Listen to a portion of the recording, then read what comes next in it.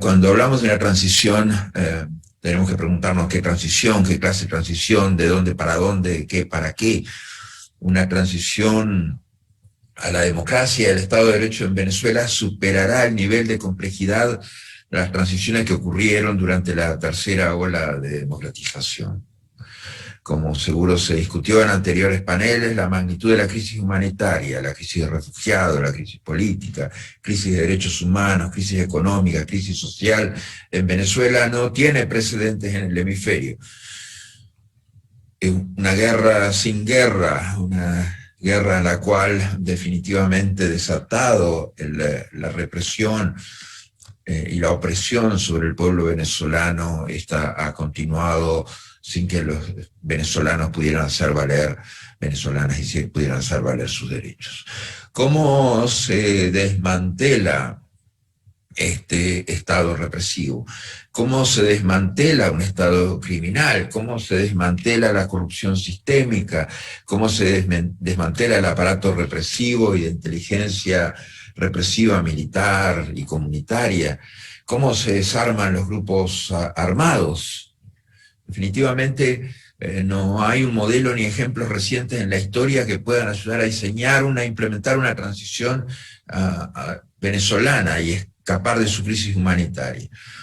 Sí existen principios y estándares en el sistema interamericano, internacionalmente, en el sistema universal, que pueden guiar esta tarea. Existen normas e instrumentos como la Carta de la OEA, la Convención Interamericana de Derechos Humanos, Convención Americana de Derechos Humanos, la Carta Democrática Interamericana, el Estatuto de Roma, que son el deber ser, el camino a seguir.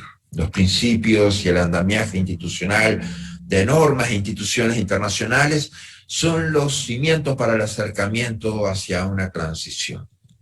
En este sentido, la participación de la comunidad internacional para escapar a la compleja crisis humanitaria es totalmente necesaria.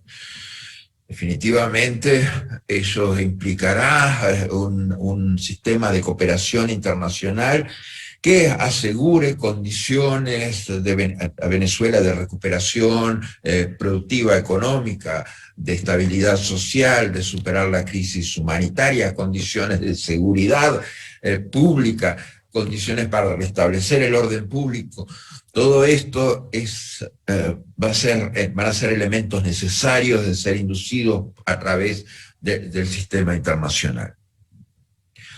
Al menos para los Estados miembros de la OEA, que se han comprometido a defender derechos humanos y democracia en documentos fundacionales y la Carta Democrática Interamericana, no existen fronteras cuando hablamos de la defensa de los derechos humanos, eso es claramente admitido. No existen fronteras cuando hablamos de la defensa de la democracia, así lo establece la Carta Democrática Interamericana.